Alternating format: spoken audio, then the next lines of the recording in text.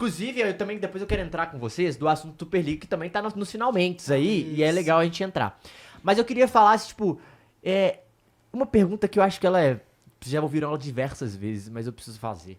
Como foi? Eu acho que a primeira ela é diferente. Como é a primeira medalha de ouro olímpica, assim, quando você... Porra, um negócio absurdo.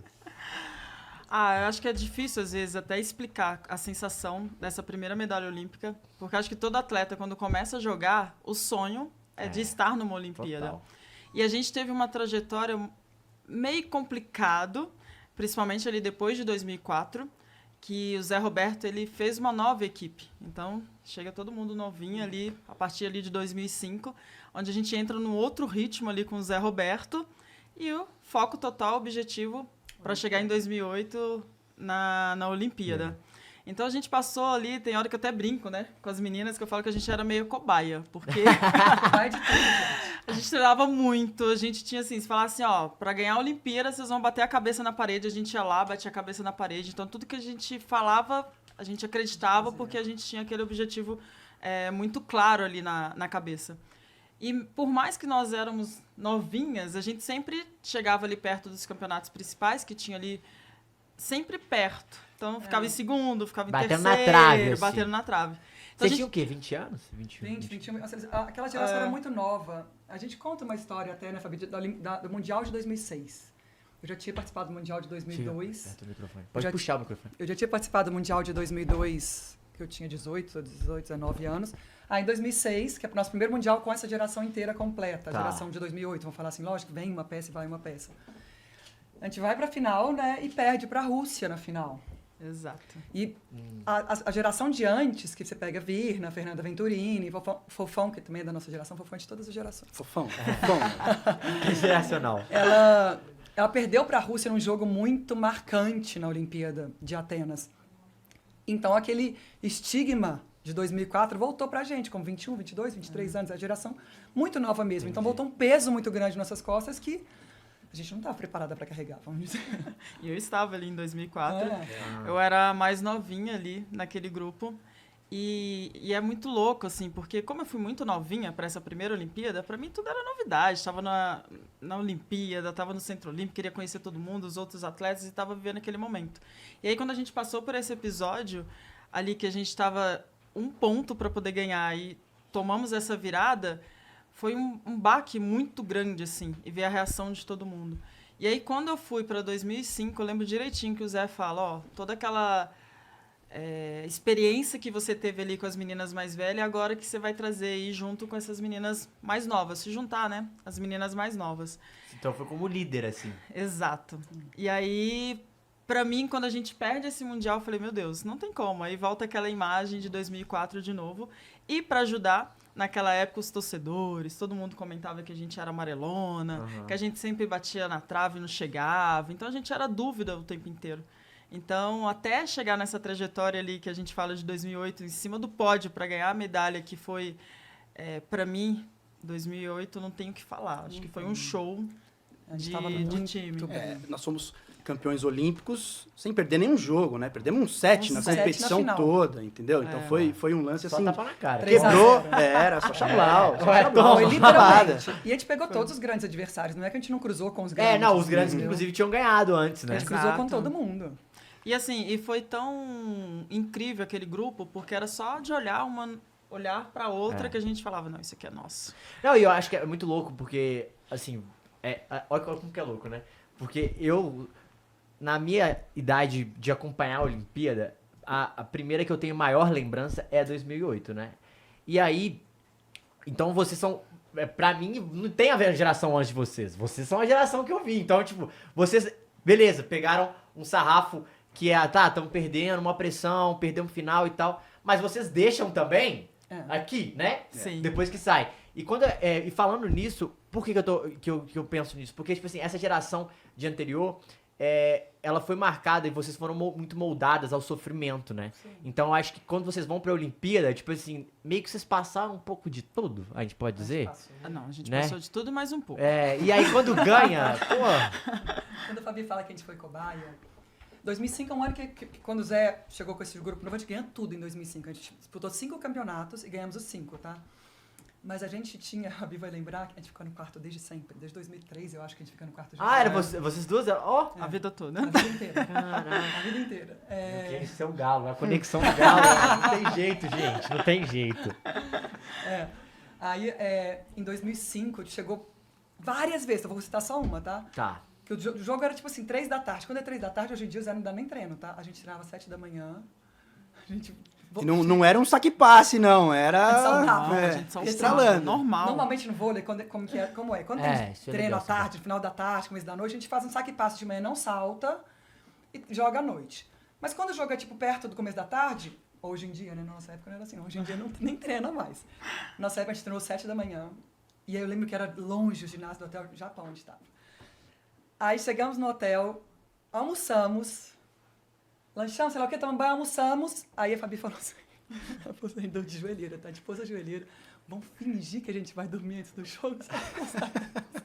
Você dormiu de joelheira, né? Tá Aí vermelho. a gente deitou 5 minutinhos, levantamos, fomos pro jogo. Cuba, 3-2 contra Cuba. O que aconteceu depois do jogo? Fazer musculação, levantamento olímpico. Fomos direto Você acha que pra acabou o academia. dia? Acabou não. Não basta ganhar de Cuba, bora. Treinamos, Caraca. jogamos 3-2, levantamento olímpico depois. Por isso que a gente foi cobaia, gente. A gente foi cobaia. Não, Que dá sério, certo, hein? tinha dia que era literalmente o que ela falou. A gente chegava, falava assim, conseguia Sheila, não deitar. dá. Eu vou tomar um banho aqui. Eu colocava todo o meu uniforme. Tudo de treino. dolorida.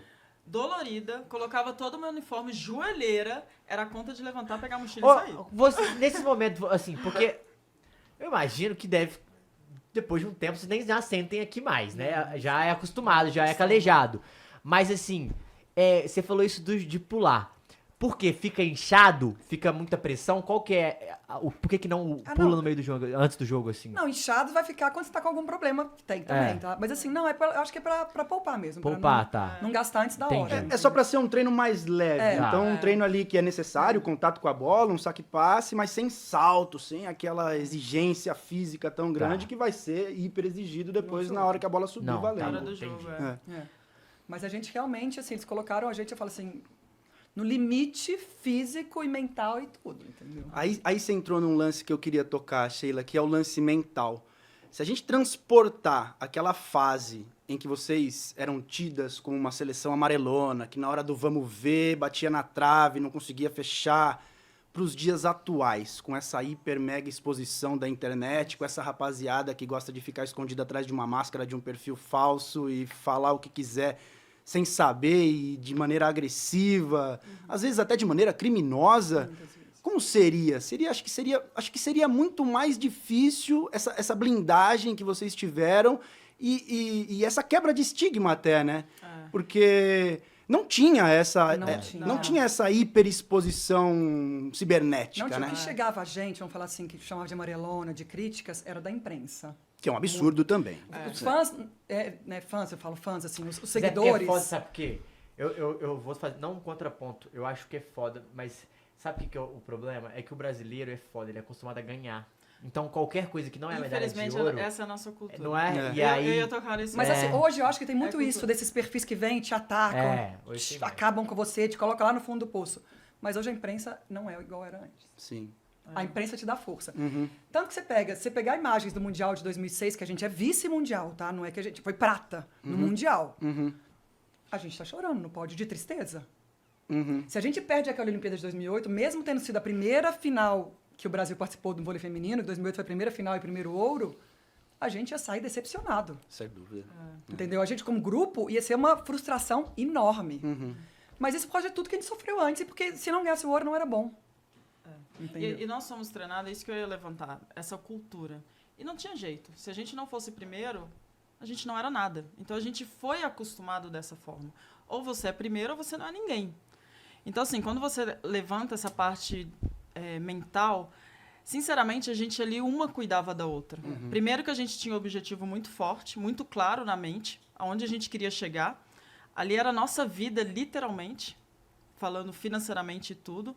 Então, assim, era sempre uma dando força e apoio para outra. Então, a gente conseguia se blindar e transformava esses maus comentários, essas coisas negativas, a gente tentava colocar de uma forma positiva. Porque, assim, literalmente, só quem está ali dentro sabe o nosso dia a dia. O que a gente passa, as nossas dificuldades, o que a gente deixou para trás, o que a gente abriu mão. Então, a gente se agarrava muito A gente ficava presa muito nisso para que desse força pra gente realmente saber onde a gente queria chegar. Como que era a relação desse grupo com o treinador, assim?